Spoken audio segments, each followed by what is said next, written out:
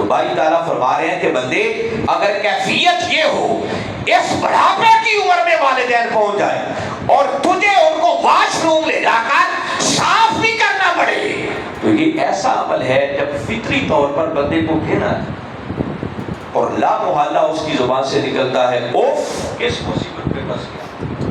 اور مفسرین نے اس اوف کا ترجمہ کیا ہے جیسے ہم اپنی زبان میں کہتے ہیں نا ہوں، یہ مفسرین نے ترجمہ لکھا ہے. بندہ ناگواری کے عالم میں کہتا ہے کہ کس مصیبت پہ پھنس گیا. فرمایا خبردار بندے، تیرے والدین بوڑھے ہو جائے تجھے واش روم لے جا کے صاف بھی کرنا پڑے تو فرمایا ایسی صورتحال میں بھی تمہیں اف تک کہنے کی بھی اجازت نہیں. سوچے وہ خدا جو والدین کو اف تک کہنے کی اجازت نہیں دیتا، وہ اس سے بڑی بے ادبی اور گستاخی کی اجازت کیسے دے سکتا؟ اولاد بچی 4 جماعتیں پڑھ جائے وہ بوڑھی ماں کو خاطر میں نہیں لاتا. بیٹا کوئی 2 ڈگریاں لے لے تو وہ کہتا ہے یہ بڈھا جاہل باپ، اس کو کیا خبر دنیا کہاں پہنچ. ارے اولاد جن بلندیوں پر بھی چلی جائے وہ والدین کے پاؤں کی خاک کے برابر بھی. اس لیے بیٹیوں کو بالخصوص اور بیٹے بھی اللہ نے سب کو متوجہ کر کے یہ کہا ہمیشہ والدین کے لیے ان کو پیکر ادب بن کر رہنا. جب بھی ان کی زبان کھلے تو ان کی زبان سے ایسا کلمہ نکلے، ایسی بات نکلے جس سے والدین کی عزت اور تقریم کرے. وہ والدین کے لیے بچ جائیں. اچھی بیٹیاں ہوں اپنی عاجزی اور انکساری کے بازو پھیلائے رکھیں اور ہر وقت والدین کے لیے دعا کو رہیں کہ مولا میرے والدین پر رحم فرما جس طرح انہوں نے بچپن میں مجھ پر رحم فرمایا. یہ اچھی بیٹیوں کی اولاد. میں پھر مختصر کرتے ہوئے بتا رہا ہوں کہ بیٹی کے کردار کو والدین کے ساتھ اسے کیسے پیش آنا چاہیے. اس بات کو سمجھنا ہو تو ایک ایمان افروز بات آپ کے خوشگزار کرتا ہوں، سنی آپ نے پہلے بھی ہوگی کہ ہمارے آقا صلی اللہ علیہ وسلم کے وصال مبارک کا وقت جب قریب آیا تو آپ نے اپنی لخت جگر سیدہ کائنات کو اور بلا کر ان کے کان میں کوئی بات ارشاد فرمائی جسے سن کر سیدہ کائنات رو پڑی. پھر آپ نے کوئی دوسری بات ارشاد فرمائی جسے سن کر وہ مسکرانے لگے. وقت گزر گیا، بعد میں کسی نے پوچھا کہ سیدہ کائنات آپ پہلے روئی کیوں اور بعد میں مسکرائی؟ تو آپ فرمانے لگی کہ روئی اس لیے تھی کہ پہلے میرے بابا نے مجھے اپنی جدائی کی خبر اور فرمایا کہ فاطمہ میں اس دنیا سے پردہ کر دیا. اپنے بابا کی جدائی کی خبر سنی تو روئے بغیر مجھ سے رہا نہیں. تو پوچھا پھر مسکرائی کیوں؟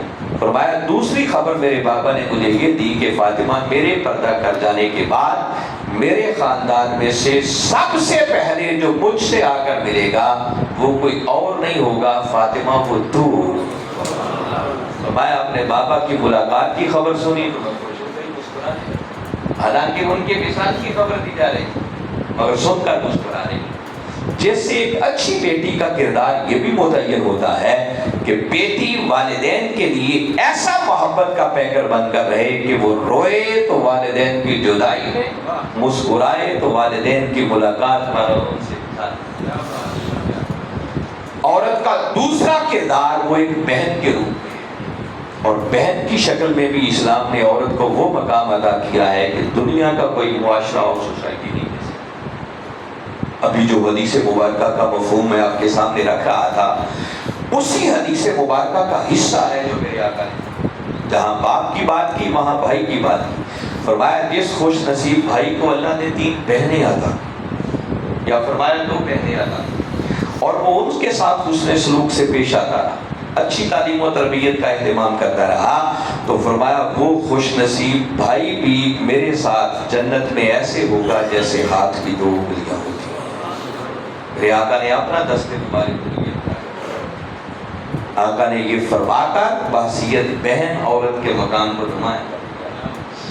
عورت کے لیے غیرت، بہن کے لیے غیرت یہ اسلام کا دیا ہوا تحفہ ہے. ورنہ نالائق لوگ اپنی بہنوں کو بھی منڈیوں میں لا کے بیچتے ہیں. اگر یہ الگ بات کہ اس غیرت کے نام پر پھر ہم زیادتی کرتے، کوئی چھوٹا سا واقعہ پیش آ جائے بہن کو صفائی کا موقع بھی کوئی نہیں. یہ جہالت ہے. بہن کے مقام و مرتبہ کا اندازہ کرنا ہو تو ہمارے آقا صلی اللہ علیہ وسلم کی حقیقی بہن تو کوئی نہیں تھی، مگر آپ کی ایک رضائی بہن تھی، حضرت شیمہ رضی اللہ تعالیٰ۔ وہ حضرت حلیمہ سعدیہ کی بیٹی تھی اور عمر میں ہمارے آقا صلی اللہ علیہ وسلم سے 7-8 برس بڑی تھی۔ اور ذرا چشم تصور میں لائے نا، حضرت حلیمہ کا دیس ہوگا، بنو سعد کا علاقہ ہوگا، اور حضرت شیمہ جب ہمارے آقا کو سینے سے چمٹاتی ہوں گی، ان کو لوریاں دیتی ہوں گی، ان کو چومتی ہوں گی، تو وہ کیسا سہانا۔ اور اس علاقے کا رواج تھا کہ شام کے اوقات میں جب خواتین کھانا بنانے میں مصروف ہوتی تو چھوٹی چھوٹی بچیاں اپنے بھائیوں کو لے کر باہر گلی میں آتی اور ایک دوسری سے مقابلہ کرتی، کہتی لاؤ میرے بھائی جیسا بھی کسی کا بھائی ہے۔ ذرا سوچو نا، ایسے میں جب حضرت شیمہ کملی والے آقا کو لے کر آتی اور آپ کی زبان سے یہ جملہ نکلتا کہ اپنے بھائیوں کی بات کرنے والی ہو، ذرا میرے بھائی کو تکو اور بتاؤ میرے بھائی جیسا بھی کسی کا بھائی ہے، سب کی زبانیں بند ہو جاتی اور ہر کسی کو کہنا پڑتا کہ شیمہ تیرے بھائی جیسا کائنات میں کسی کا بھائی ہے۔ اس مقابلے میں سب کچھ دیکھیں، وقت گزرتا رہا، حضرت شیمہ کی شادی کسی قبیلے میں ہو گئی۔ ہمارے آقا صلی اللہ علیہ وسلم جب مکہ سے ہجرت کر کے مدینہ تشریف لائے تو حالات نے ایسا پلٹا کھایا کہ مسلمانوں کی اس قبیلے سے جنگ، مسلمانوں کو فتح ہوئی اور اس قبیلے کے بہت سے لوگوں کو جنگی قیدی بنا دیا۔ اور اس دور میں رواج یہ تھا کہ قیدیوں کو چھڑانے کے لیے رینسم منی، فدیہ دیا جاتا۔ قبیلے کے لوگوں نے رقم جمع کرنی شروع کرتے کرتے وہ حضرت شیمہ کے پاس بھی آئے۔ جب ان سے تقاضا کیا تو انہوں نے پوچھا کہ اس رقم کلیکٹ کرنے کا مقصد، تو کسی کی زبان سے نام بھی نکل گیا کہ محمد صلی اللہ علیہ وسلم نے ہمارے لوگوں کو قیدی کر لیا ہے، ان کو چھڑانے کے لیے رقم۔ بس کملی والے آقا صلی اللہ علیہ وسلم کا نام سننا تھا کہ حضرت شیمہ کی آنکھوں میں چمک، فرمانے لگیں کہ فنڈ کلیکشن چھوڑو، اس کی ضرورت نہیں ہے، بس مجھے دے چلو، میں تمہارے ساری قیدی چھڑوا دے دوں۔ اب قبیلے کے لوگ حضرت شیمہ کو لے کر آ گئے، مدنی دور ہے، آقا کا خیمہ ہے، صحابہ کرام ننگی تلواریں لے کر پہرا دے رہے اور حضرت شیمہ بڑے اعتماد کے ساتھ آگے بڑھتی چلی جائے۔ ایسے میں کسی صحابی نے آواز دے کر روکا کہ خاتون کدھر جا رہی ہے، معلوم نہیں؟ آگے پوچھا ہے رسول اللہ، آقا کا نوری خیمہ ہے۔ مگر حضرت شیمہ نے بڑے پورے اعتماد لہجے میں جواب دیا کہ نبی کی بات کرنے والوں، شاید تمہیں معلوم نہیں ہے میں کوئی عام خاتون نہیں، جس نبی کا کلمہ پڑھتے ہو مجھے اللہ نے اس نبی کی باجی بننے کا شرط دیا۔ بس یہ سننا تھا، تلواریں سب نے نگاہیں جھکے اور آقا کو خبر دی گئی کہ آقا کوئی خاتون آئی ہے جو بہن ہونے کا دعویٰ کرے۔ میرے آقا نے فرمایا ان کو اندر لایا جائے۔ بس جیسے ہی خیمے میں داخل ہوئی تو آقا دیکھتے ہی پہچان گئے، وہ بچپن کی ساری یادیں تو فریش ہو گئی اور چشم فلک نے وہ منظر دیکھا کہ ہمارے آقا صلی اللہ علیہ وسلم نے نہ صرف کھڑے ہو کر اپنی بہن کا ویلکم کیا بلکہ ان کی عزت اور احترام کے لیے آقا نے اپنی قبری مبارک بھی بچھا۔ پوچھا بہن کیسے آنا؟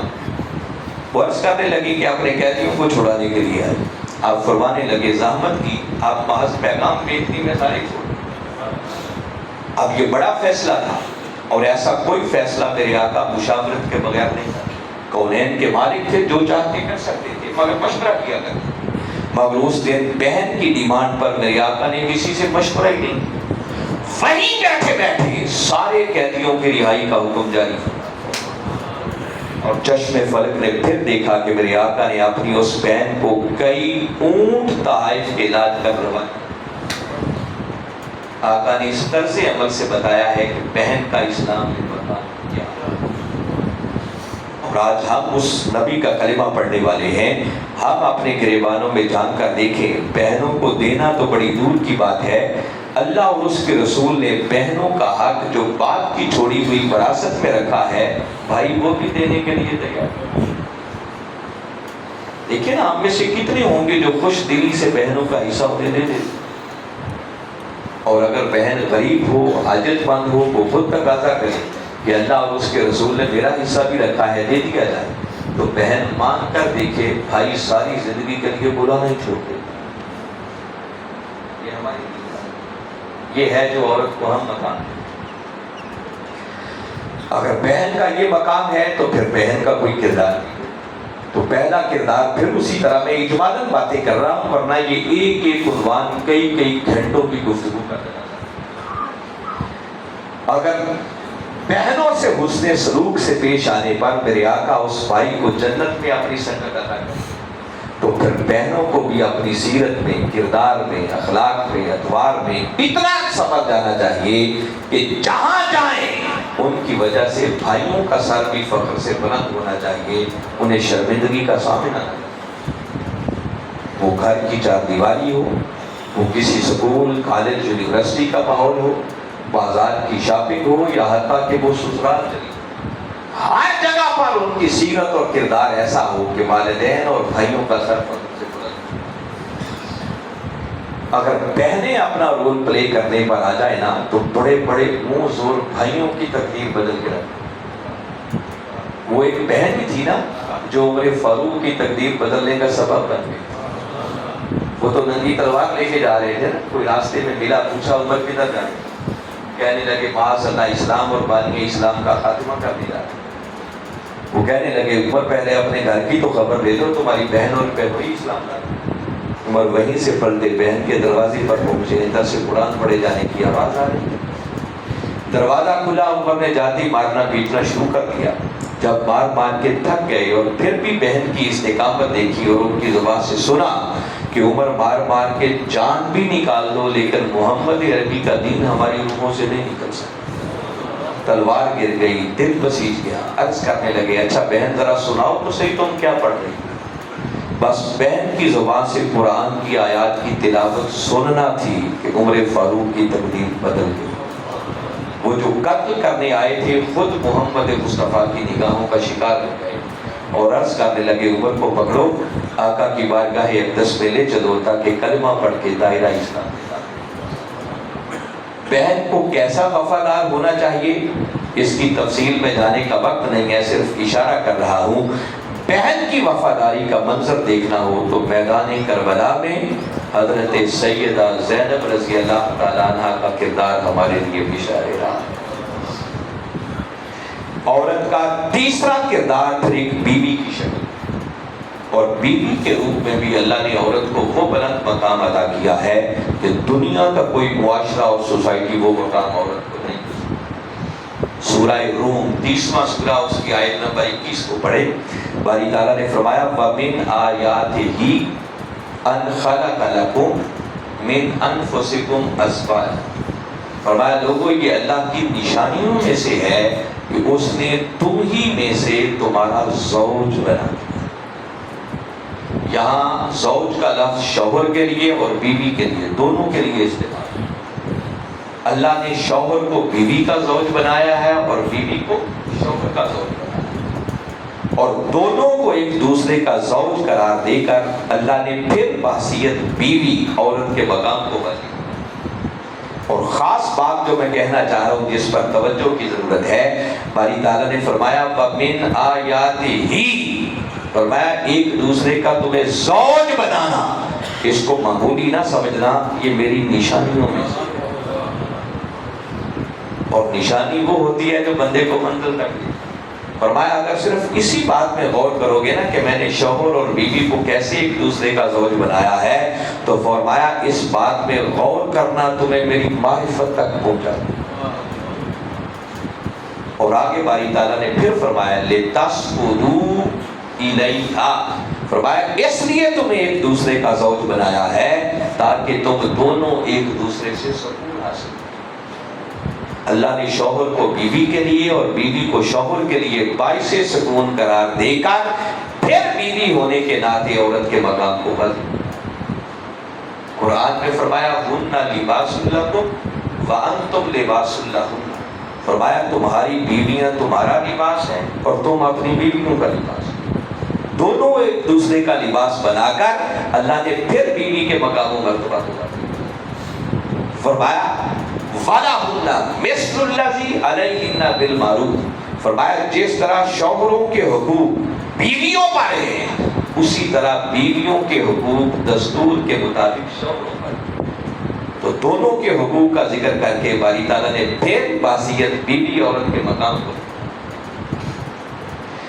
اگر ان چند باتوں پر اکتفا کیا جائے تو یاد رکھیں کہ جو کچھ میں نے کہا ہے یا قرآن ہے یا اس کے رسول کا فرمان ہے، اس میں کسی شک کی کوئی گنجائش۔ اگر میں چونکہ آج زیادہ مرد حضرات آتے ہیں، کئیوں کے چہروں کی پریشانی پڑھ رہا ہوں کہ علامہ صاحب نے آج بیوی کو کچھ زیادہ ہی کرا، پریشان تو نہیں ہوئے آپ گھبرائے نہیں، آپ کو لیٹ ڈاؤن نہیں ہونے دیں، میں بھی تو آپ میں سے۔ اب اگلی خاص بات بتا رہا ہوں جس کو ہماری مائیں بہنیں بیٹیاں بالخصوص محسوس، جتنی باتیں میں نے کی ہیں ان کو بنیاد بنا کر اگر کوئی یہ سوچے کہ اللہ نے شوہر اور بیوی کو کلیتاً برابر بنا دیا ہے تو یہ تصور درست نہیں ہے۔ شوہر اور بیوی، مرد اور عورت کا کلیتاً برابر ہونا یہ تو بڑی دور کی بات ہے۔ اللہ نے کسی ایک جنس اور ایک نوع سے تعلق رکھنے والی دو چیزوں کو بھی 100% برابر نہیں کرا۔ آپ کبھی غور کریں، ساری راتیں ایک جیسی نہیں، سارے دن ایک جیسے نہیں، ساری زمینیں ایک جیسی نہیں، ساری مسجدیں ایک جیسی نہیں، سارے پہاڑ ایک جیسے نہیں، سارے پانی ایک جیسے نہیں۔ ایک پانی وہ ہے جو جڑا والا کی زمین سے نکلتا ہے، اور ایک پانی وہ بھی ہے جو زمزم کے چشمے سے نکلتا ہے تو پانی نا، تو کیا خیال ہے برابر ہے؟ ایک یہ مسجد ہے جس میں نماز پڑھے تو ایک نماز کا ثواب، اور یہی نماز اگر مسجد نبوی میں جا کے پڑھے تو نماز یہی پڑھنی ہے مگر اجر آپ کو 50,000 نماز پڑھے، اور اگر مسجد حرام میں چلے جائیں تو نماز وہاں بھی یہی پڑھے مگر اجر 1,00,000 نمازوں کا آپ کو۔ پہاڑ سارے اللہ کے بنائے ہوئے ہیں، بڑی اونچی اونچی چوٹیاں ہیں، کوئی کوہ ہمالیہ ہے، کوئی کیتو ہے، کوئی ماؤنٹ ایوریسٹ ہے، اور صفا اور مروہ کی پہاڑیاں تو ہیں بھی چھوٹی چھوٹی۔ اللہ نے جب ان کا ذکر کیا تو فرمایا ان الصفا والمروہ من شعائر اللہ، فرمایا ہیں یہ پہاڑیاں مگر یاد رکھو یہ اللہ کی نشانیوں میں سے۔ کیا سارے مرد برابر ہیں؟ آپ قرآن کو پڑھیں، انسانوں میں سے کچھ وہ ہیں جن کو قرآن زندہ ہونے کے باوجود بھی مردہ لاشیں قرار دیتا، یہ کافر لوگ جن کو ایمان کی دولت میسر آ گئی وہ مردوں کی صف سے نکل کر زندوں کی صف پہ کھڑے، اور جن کو ایمان ملا پھر وہ برابر نہیں۔ ان میں سے قرآن کئیوں کو نور والے قرار دیتا، فرمایا یہ صاحبان نور ہیں، اور کچھ ان میں سے وہ ہیں جو فقط نور والے ہی نہیں بلکہ وہ نور بانٹنے والے ہیں۔ انہی مردوں میں سے اللہ نے کچھ کو انتخاب کیا اور ان کو مقام نبوت پر فائز کر کے ان کا مرتبہ اور شان باقیوں سے اونچا کر دیا، اور انبیاء میں سے کسی کو منتخب کیا دور پر بلا کر حق کلامی کا شرف عطا کر کے موسیٰ علیہ السلام کی شان اور مقام دوسروں سے اونچی کر دیا، اور کسی کو ثم تلا فتدلی فکان قاب قوسین او ادنی کی بلندیوں پر بلا کر خلوت کے سما میں بٹھا کر سارے پردے اٹھا کر اپنا دیدار عطا کر کے پھر ہمارے آقا محمد مصطفیٰ صلی اللہ علیہ وسلم ان کا درجہ سب سے اونچا کر تو سارے مرد بھی برابر اللہ نے چیز آئے کہ مرد اور عورت کو دیا تھا برابر۔ جب شوہر اور بیوی رشتہ ازدواج میں منسلک ہوتے ہیں تو ایک نیا گھر، ایک نیا یونٹ واضح وجود میں آتا ہے۔ اس گھر کے سسٹم کو چلانے کے لیے پھر اللہ نے شوہر کو بیوی پر ایک درجہ فضیلت عطا، جس کا ذکر قرآن جہاں فرمایا وَلَهُنَّ مِثْلُ الَّذِي عَلَيْهِنَّ بِالْمَعْرُوفِ، جیسے شوہروں کے حقوق بیویوں پر ہیں بیویوں کے حقوق شوہروں پر ہیں، اور ساتھ ہی متصل آگے فرمایا وَلِلرِّجَالِ عَلَيْهِنَّ دَرَجَةٌ، مگر ہم نے مردوں کو پھر عورتوں پر ایک درجہ فضیلت عطا۔ اس بات کا ذکر جب سورہ نساء میں کیا تو سورہ نساء کی آیت نمبر 34 کو کبھی پڑھے گا جا کے، اہم مقام ہے۔ فرمایا الرجال قوامون علی النساء، فرمایا ہم نے مردوں کو پھر عورتوں پر، شوہروں کو بیویوں پر قوام بنایا۔ قوام کا مطلب سربراہ بنایا ہے، ان کا نگہبان بنایا ہے، ان کا محافظ بنایا۔ کیوں بنایا؟ اس کی دو ریزنز اللہ نے بیان۔ پہلی ریزن تو جس کی تفصیل میں نے عرض کر دی، آگے فرمایا بما فضل اللہ بعضهم علی بعض، شوہروں کو بیویوں پر قوام اور سربراہ اس لیے بنایا ہے کہ فرمایا میرا یہ ضابطہ ہے کہ میں بعضوں کو بعضوں پر فضیلت دیا، میں نے بتا دیا کہ کیسے اس میں فضیلت دی، اور قرآن میں جھنجھوڑا ہے اس فضیلت کی طرف متوجہ کیا۔ فرمایا برابری کی بات کرنے والوں انظر کیف فضلنا بعضهم علی بعض، ہم نے کس طرح بعضوں کو بعضوں پر فضیلت دی۔ اللہ نے گھر کے سسٹم کو چلانے کے لیے پھر سربراہ بیوی کو نہیں بنایا بلکہ شوہر کو بنایا۔ دیکھیں نا، کوئی سکول ہو، کالج ہو، یونیورسٹی ہو، ادارہ ہو، اگر سارے برابر تو نظام چلتا، پھر کسی کو چن کے سربراہ بنایا جائے۔ سکول میں ہیڈ ماسٹر ہوتا ہے، کالج میں پرنسپل ہوتا ہے، یونیورسٹی میں چانسلر ہوتا ہے، اداروں میں ڈائریکٹر اور مینیجر ہوتا ہے، باقی سارے اس کے اندر ہوتے ہیں۔ اسی طرح گھر کے نظام کو چلانے کے لیے اللہ نے سربراہ بیوی کو نہیں بنایا بلکہ شوہر کو بنایا، اور اس کی اہم ترین ایک ریزن آگے بیان کی، فرمایا وَبِمَا أَنفَقُوا مِنْ أَمْوَالِهِمْ، اس لیے شوہروں کو ہم نے سربراہ بنایا ہے کہ وہ اپنے مالوں میں سے خرچ کرتے ہیں۔ اللہ نے ذکر کیا، جس کا مطلب کہ اللہ نے خرچ کرنے کا پابند بیوی کو نہیں بنایا، شوہر کو بنایا۔ بیوی کی جملہ ضروریات کو پورا کرنا یہ شوہر کی ذمہ داری ہے۔ اس اعتبار سے ایک اہم بات بتا رہا ہوں کہ اگر شوہر بیوی کمانے والی بھی ہو، جاب کرے، نوکری کرے، کما کے لائے، تو اس کے باوجود بھی بیوی کی ضروریات کو پورا کرنا یہ شوہر کو ذمہ داری ہے۔ وہ ڈیمانڈ کرے کہ میری ضروریات کو پورا کرو، شوہر کو کرنا۔ مگر ہمارے ہاں کلچر ہے، پھر نظام نہیں چلتا، بیوی بھی کماتی ہے، شوہر بھی کماتا ہے، مل جل کے پھر گھر کے نظام کو چلاتے ہیں۔ آپ بھائیوں کو بتانا چاہ رہا ہوں کہ اگر بیوی کما کے لائے اور گھر کے سسٹم کو چلانے کے لیے خرچ کرے، یہ اس کی ذمہ داری نہیں ہے۔ اگر وہ خرچ کرتی ہے تو یہ اس کا شوہر پر احسان ہے۔ کیا ہے شوہر پر؟ ہمیں ان کا احسان مند ہونا چاہیے۔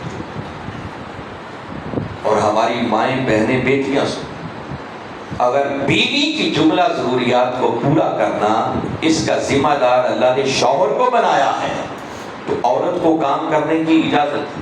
وہ بزنس کرے، وہ ٹیچنگ کرے، وہ کوئی جاب کرے، وہ کوئی کام بھی کر سکتی ہے، شرط ایک ہے کہ اس کی عفت، اس کا تقوی اور طہارت محفوظ ہے۔ اللہ نے کوئی پابندی نہیں، مگر جب بیوی بن گئی تو چونکہ اس کی ضروریات کا کفیل اس کا شوہر ہے، تو پھر شوہر کی اجازت کے بغیر اسے جاب کرنے کی بھی اجازت ہے۔ شوہر نے اگر اس کو اجازت دے رکھی ہے، وہ جاب پہ جاتی ہے، کام پہ جاتی ہے، تو وہ بھی بیچارہ گھر میں سے بہت کچھ سیکریفائس کرتا ہے۔ اس لیے بیویوں کو بھی شوہروں کا احسان مند ہونا چاہیے، اور شوہروں کا بھی بیویوں کا اگر وہ کما کے لا کے خرچ کریں تو ان کا احسان مند ہونا چاہیے۔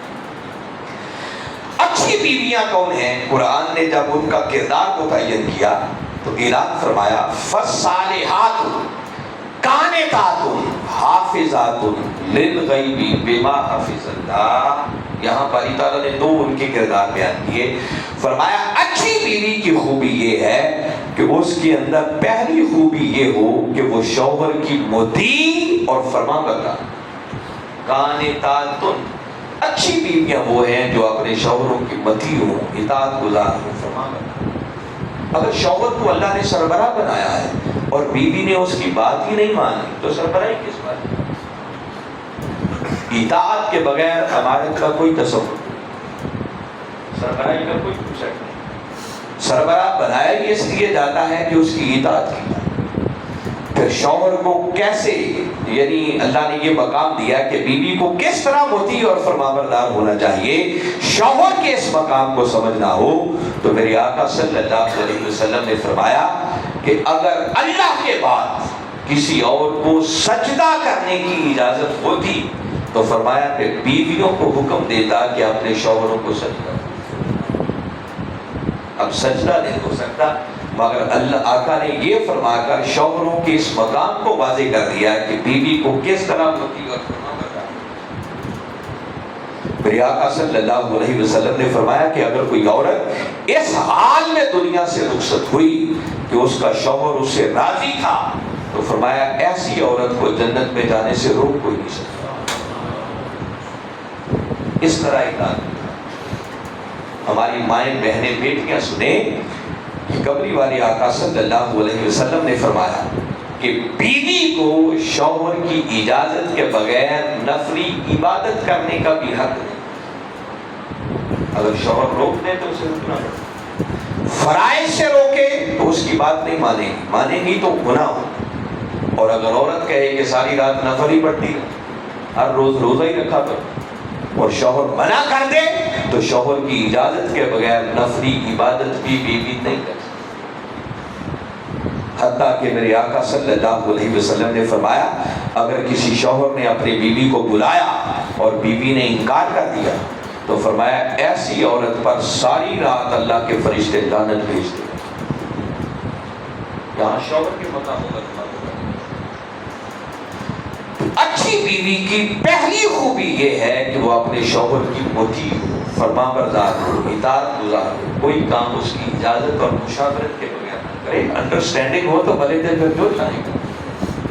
اور دوسری خوبی اچھی بیوی کی یہ بتائی، حافظات للغیب بما حافظ اللہ، فرمایا اچھی بیوی وہ ہے جو اللہ کی حفاظت میں رہتے ہوئے پھر شوہر کی عدم موجودگی میں اس کی محافظ بن جائے۔ بیویوں کو شوہروں کی محافظ بنایا، کس بات میں حفاظت کرے؟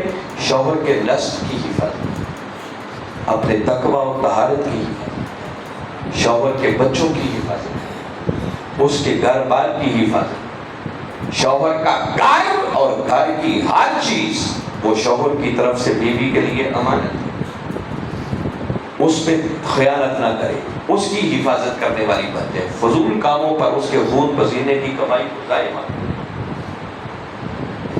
میں ابھی بات کر رہا تھا کہ اللہ نے شوہر اور بیوی کو ایک دوسرے کے لیے باعث سکون بنایا، بالکل شارٹ کر رہا ہوں مگر چاہتا ہوں کہ یہ چند ضروری باتیں ہیں جو آپ کے گوش گزار کروں۔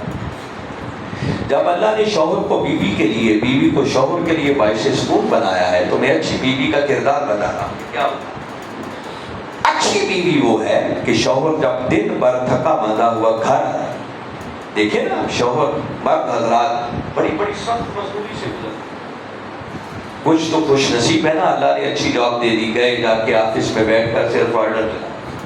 اگر بسا اوقات آپ دیکھیں فیکٹریوں میں کام کرنے والے لوگ، سڑکوں پر کام کرنے والے لوگ، کھیتوں میں کام کرنے والے لوگ اتنی سخت محنت اور مشقت سے گزرتے ہیں کہ دیکھ کے رونگٹے کھڑے ہو جاتے ہیں۔ وہ بیچارہ معلوم نہیں ہے سارا دن کہاں کہاں کھپتا ہے، کس کس ٹینشن سے گزرتا ہے، کس کس کے ساتھ پھٹا ہوتا ہے، کیا وہ ٹینشنیں لے کے آتا ہے، اور سارے دن کا تھکا ماندہ شوہر شام کو گھر آئے اور بیوی نے ایک نیا محاذ تیار کر رکھا تو اس نے بیوی ہونے کا حق ادا نہیں۔ بیوی کو اگر اللہ نے باعث سکون بنایا ہے تو اچھی بیوی وہ ہے کہ شام کو تھکا ماندہ شوہر جب گھر آئے تو بیوی ایسی ہو کہ بیوی کو ایک نظر دیکھتے ہی شوہر کی دن بھر کی تھکاوٹ ختم ہو جائے، اسے کہتے ہیں باعث سکون۔ مگر آپ بھائیوں سے بھی عرض کرنا چاہ رہا ہوں، مت سمجھیں کہ اگر آپ محنت کرتے ہیں، مزدوری کرتے ہیں، کما کے لاتے ہیں، سارا دن بیزی رہتے ہیں تو بیویاں گھروں میں پھولوں کی سیل کرتی ہیں۔ ہم نے ان چیزوں کو ریئلائز کرنا شروع کیا۔ آپ کبھی غور کریں، میرا مشاہدہ تو یہ ہے کہ گھر میں سب سے پہلے بیدار ہونے والی اگر کوئی ہوتی ہے تو عورت ہوتی ہے۔ صرف آج کی راتوں کو دیکھ لیں، آپ ابھی سوئے ہوتے ہیں، بیوی اٹھ کے آپ کے لیے سحری تیار کرتی ہے۔ عام دنوں میں بھی دیکھیں تو سب سے پہلے اٹھنے والی ایک خاتون ہوگی، پھر اللہ کا اس پر اگر کرم ہے تو ممکن ہے وہ تہجد بھی پڑھے، فجر کی نماز بھی ادا کرے، قرآن کی تلاوت بھی کرے۔ پہلے خواتین ایسے ہی ہوا کرتی، یہ تو حالات بہت بدل گئے، ہر گھر سے قرآن پڑھے جانے کی آوازیں آیا کرتی۔ پھر اس کے بعد اس نے گھر کی صفائی کرنی ہے، پھر ناشتہ تیار کرنا ہے کہ بچے اٹھ جائیں گے، کسی کا منہ دھونا ہے، کسی کو نہلانا ہے، کسی کو صاف کرنا ہے، کسی کو کپڑے پہنانے ہیں، پریس کرنے ہیں، وردیاں پہنا کے ناشتہ کروا کے ان کو اسکول روانہ کرنا۔ پھر شوہر صاحب کے اٹھنے کا وقت ہے، ان کے کپڑے پریس کریں، ان کی تیاری کروائیں، ان کو ناشتہ کروائیں۔ گھر میں کئی افراد ہوتے ہیں، ہر کوئی اپنے ٹائم کے مطابق اٹھ رہا ہے اور وہ بیچاری اکیلی ہر کسی کو اس کے وقت کے مطابق نہیں کرتی۔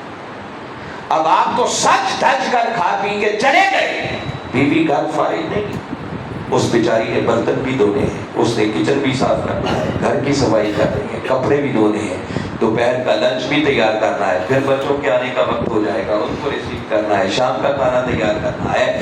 تو اگر آپ محنت مزدوری کرتے ہیں تو بیویاں بھی گھروں میں پھولوں کی سیج پر، اگر آپ کا رائٹ ہے، آپ کا حق ہے کہ آپ بیوی کو ایک نظر دیکھیں تو دن بھر کی تھکاوٹ اتر جائے، تو بیوی کا بھی پھر کوئی رائٹ نہیں۔ اللہ نے ان کے حقوق بھی اسی طرح رکھے، اس کے لیے بھی شوہر کو اللہ نے باعث سکون بنایا ہے۔ تو جب شام کو شوہر کا آئے تو پھر ایسا نہیں ہونا چاہیے کہ اس کے چہرے پر 12 بجے، پھر بیوی کا رائٹ بنتا ہے کہ شوہر بھی ایسا ہو کہ بیوی شوہر کو ایک نظر دیکھے تو بیوی کی بھی دن بھر کی تھکاوٹ اتر جائے۔ میں نے دیکھا ہے ایسی شوہران گرامی کی کمی نہیں، جب تک گھر سے باہر ہیں ہر کسی کو جی جی کر کے بڑے نرم لہجے سے بلاتے، ادھر گھر میں داخل ہوئے جیسے گردن میں سر آ گیا۔ یہ کہاں کی انسانیت؟ ہم نے خود اپنے گھروں کو جہنم بنا رکھا ہے۔ اگر آپ تھوڑا سا اپنا رول پلے کریں تو خدا کی قسم اسی دنیا کے اندر آپ کا گھر جنت کا ماحول بن۔ میں آپ بھائیوں کو بتانا چاہ رہا ہوں، آپ تو ایک بات کبھی غصے میں آئیں گے نا، زیادتی کریں گے، آپ تو غصہ نکال کے فارغ ہو گئے، اس کے بعد پھر تباہی شروع ہو۔ اب آپ نے گھر کوئی نہیں ہونا، بیوی کیا کرے گی؟ بیوی کسی عامل کے پاس جائے اور جا کے کہے گی گھر میں سکون نہیں، کوئی تعویذ کرے، تو وہ تو دکاندار ہیں، ان کا بزنس ہے، کاروبار ہے، دکانیں کھول کے بیچتے ہیں، وہ تو انتظار میں ہے کوئی گاہک پھنسے۔ وہ جیسے بیوی جا کے یہ شکایت کرے گی، وہ کہے گی کسی نے تعویذ ڈالی، بڑے سخت قسم کے جنوں کا حملہ، اس کے لیے اتنے بکرے چاہیے۔ اب بیوی بیچاری نے آپ کو بتانا بھی نہیں ہے اور آپ کی خون پسینے کی کمائی کو اس نے اجاڑ کے رکھا۔ میں بہنوں بیٹیوں کو بھی بتا رہا ہوں اور بھائیوں کو بھی بتا رہا ہوں، کسی عمل کے تعویذ کرنے سے گھر میں کوئی سکون نہیں آ سکتا۔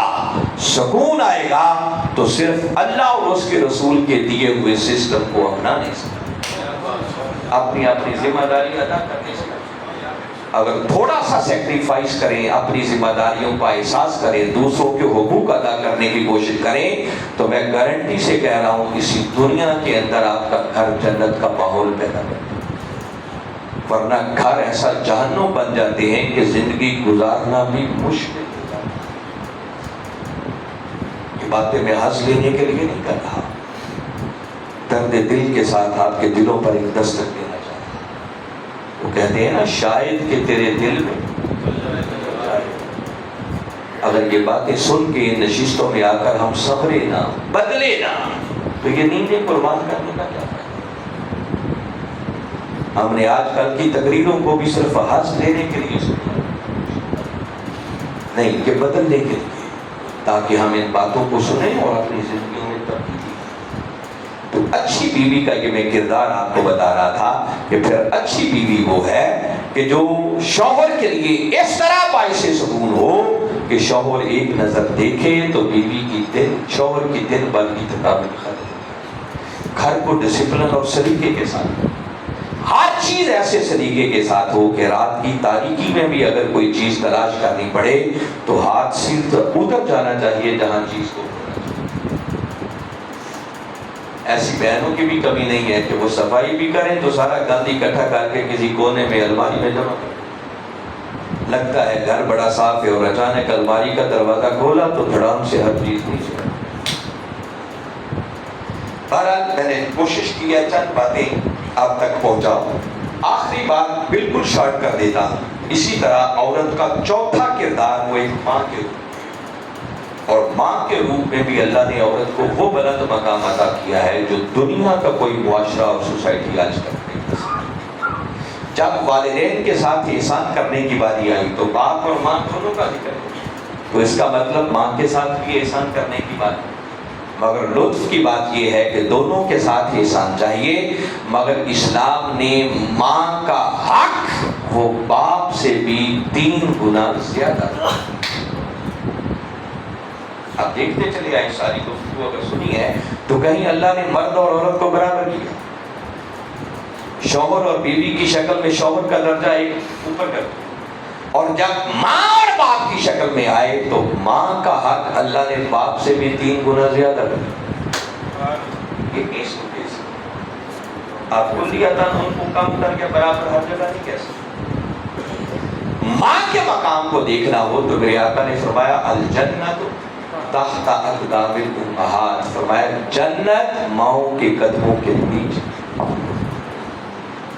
ماں کا حق کتنا ہے اس بات کو سمجھنا ہو تو ایک صحابی میرے آقا کی بارگاہ اقدس میں آئے اور آ کر عرض کرنے لگے کہ آقا ذرا فرمائیں مجھ پر سب سے پہلے حق کس کا ہے؟ میرے آقا نے فرمایا امک، تیری ماں کا. اس نے پھر پوچھا آقا اس کے بعد؟ آپ نے پھر فرمایا تیری ماں کا. تیسری بار پھر پوچھا، پھر فرمایا تیری ماں کا. اور چوتھی بات پوچھنے پر فرمایا ابوک، اب تیرے باپ کا حق ہے. جس کا مطلب آقا نے ماں کا حق باپ سے بھی 3 گنا زیادہ کر. ماں کی اہمیت کیا ہے؟ ایک اور صحابی آئے عرض کرنے لگے آقا میں نے اپنی والدہ کو کندھوں پر اٹھا کر کئی کوس فاصلہ طے کر کے گرم پتھروں پر، ایسے پتھر کے گوشت بھی ڈالا جاتا تو بھگ جاتا، میں نے ان پتھروں پر ماں کو کندھوں پر سوار کر کے سفر کیا اور پھر اللہ کے گھر کا حج کروایا. تو کیا میں نے اپنی ماں کا حق ادا کر دیا؟ میرے آقا صلی اللہ علیہ وسلم نے سنا تو فرمایا کہ جو کچھ تو نے کیا ہے سارے کو جمع کر لیا جائے تو یہ تو اس بات کا بھی حق ادا نہ ہوا کہ جب تیری ماں نے تجھے جنم دیا تھا نا تو جو تکلیف کے جھٹکے محسوس کیے تھے ان میں سے ایک تکلیف کے جھٹکے کا بھی حق ادا ہو جائے تو یہ بڑی بات ہے.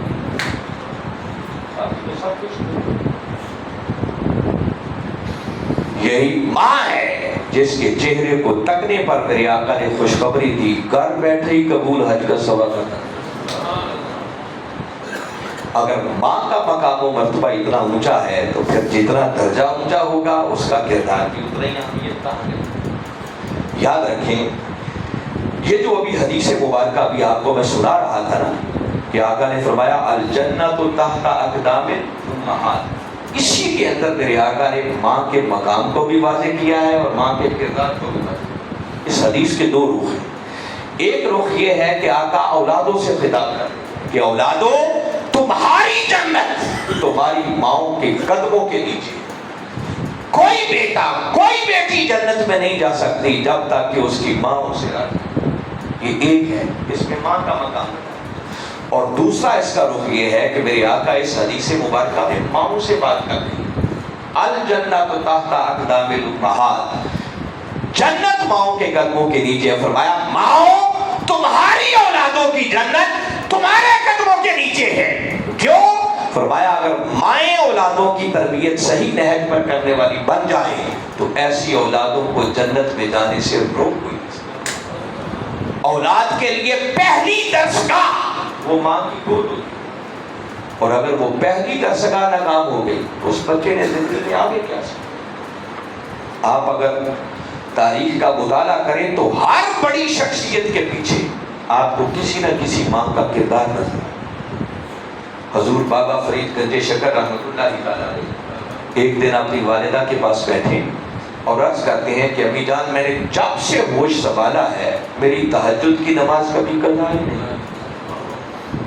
آپ کی والدہ سن کے فرمانے لگی کہ بیٹے اگر تیری تہجد کی نماز کبھی قضا نہیں ہوئی تو اس میں تیرا کمال کیا ہے؟ فرمایا کمال تیرا نہیں ہے بلکہ کمال تیری ماں کا ہے جس نے بغیر وضو کبھی تجھے دودھ پلایا. حضور غوث العظم شیخ عبد القادر جیلانی رضی اللہ تعالیٰ عنہ اگر مادرزاد ولی ہیں تو ان کے پیچھے بھی ایک ماں کا کردار ہے۔ باپ وہ تھے کہ پانی میں آتا ہوا سیب غلطی سے کھا لیا اور اس غلطی کی معافی کے لیے کتنے سالوں تک اس باغ کے مالک کے پاس جا کر مزدوری کرتے۔ جب مزدوری کا ٹینیور مکمل ہوا اور معافی کا تقاضا کیا تو اب وہ باغ کا جو مالک تھا وہ بڑا خدا رسیدہ بندہ تھا، سمجھ گئے کہ یہ نوجوان کو یہاں نہیں۔ فرمایا اچھا سیب کی معافی چاہتی ہے تو ایک شرط اور پوری کرنی پڑے گی، اور وہ یہ کہ میری ایک بیٹی ہے جو آنکھوں سے اندھی ہے، کانوں سے بہری ہے، ہاتھ پاؤں سے اپاہج ہے، اسے اپنے نکاح میں قبول کر لو تو تمہارا یہ سیب معاف کر دیا جائے۔ حضور غوث پاک نے سوچا تو ہوتا، مگر اس نتیجے پر پہنچے کہ اگر اس شرط پر بھی کھایا ہوا سیب معاف ہو جائے سودا گھاٹے کا نہیں ہے، منافع کا۔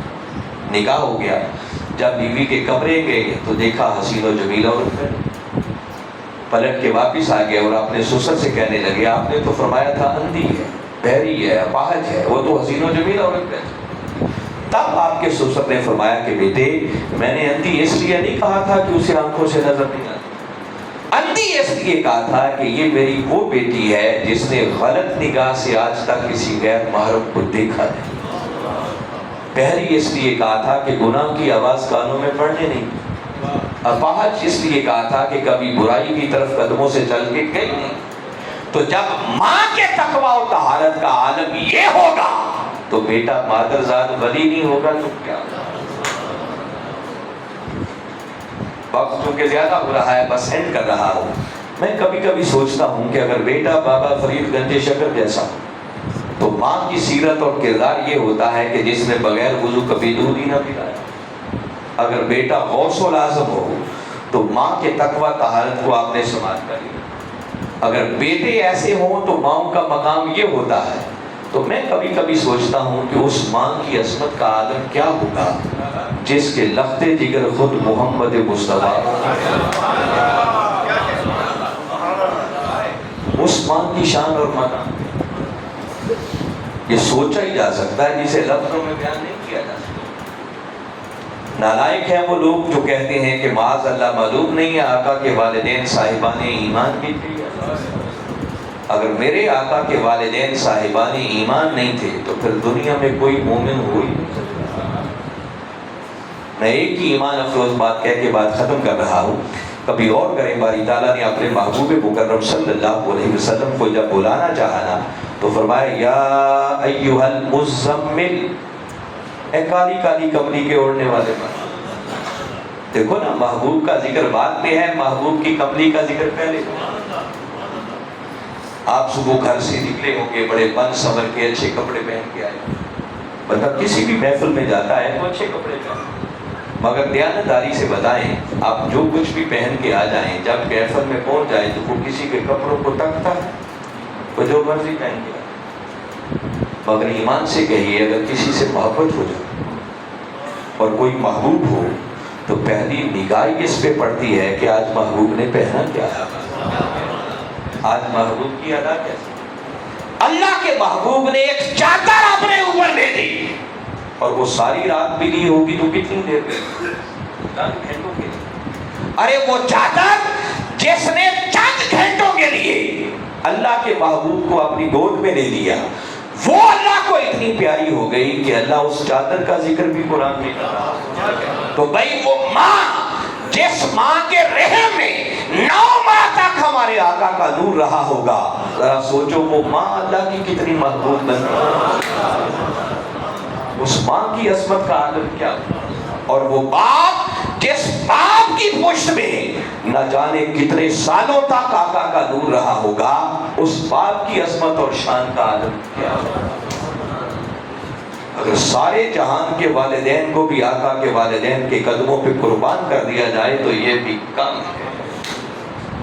تاہم میری پوری گفتگو کا لب لباب اور نچوڑ یہ ہے کہ عورت کو اگر اسلام نے اتنا بلند مقام و مرتبہ عطا کیا ہے تو پھر ہم مردوں کو عورت کے اس مقام و مرتبہ کو سمجھ کر اس مقام کے مطابق ان کو عزت اور احترام دینے کی، اور عورت کا کردار اتنا اہم ہے تو پھر اگر کوئی باپ ہے تو اس کا فرض بنتا ہے کہ اپنی بیٹیوں کی اچھی تعلیم و تربیت کا اہتمام۔ اگر کوئی بھائی ہے تو اپنی بہنوں کی اچھی تعلیم و تربیت کا اہتمام، اگر کوئی شوہر ہے تو اپنی بیوی کی اچھی تعلیم و تربیت کا اہتمام، کوئی بیٹا ہے تو اپنی ماں کی اچھی تعلیم و تربیت کا اہتمام، قبر کی لاحق تک علم حاصل کرنے کی ضرورت۔ اگر عورت سمجھ جائے تو آپ کی پوری نسل سمجھ سکے۔ کسی نے کہا تھا مجھے اچھی مائیں دے دو تمہیں اچھی قومیں دے دو، تو ماں تو بعد میں بنے گی نا، پہلے کسی کی بیٹی ہوگی، کسی کی بہن ہوگی، کسی کی بیوی ہوگی، تو ہر مرحلے پر اس کی تعلیم و تربیت کی ضرورت ہے، تب جا کر وہ اچھی ماں بن سکتی ہے۔ آج یہاں مجھے یہ کمی نظر آئی ہے، کیونکہ یہاں ہمارا ٹرینڈ نہیں ہے نا، یہ پہلی بار نشستیں ہو رہی ہیں، عورتوں کی تعداد کم ہے اور ان کو بھی ہم نے پردے میں بند کر دیا۔ بالکل یہ بھی ایک عجیب سی بات ہے کہ ہمیں اور کسی جگہ پر عورت کا پردہ یاد نہیں آتا۔ وہ بازار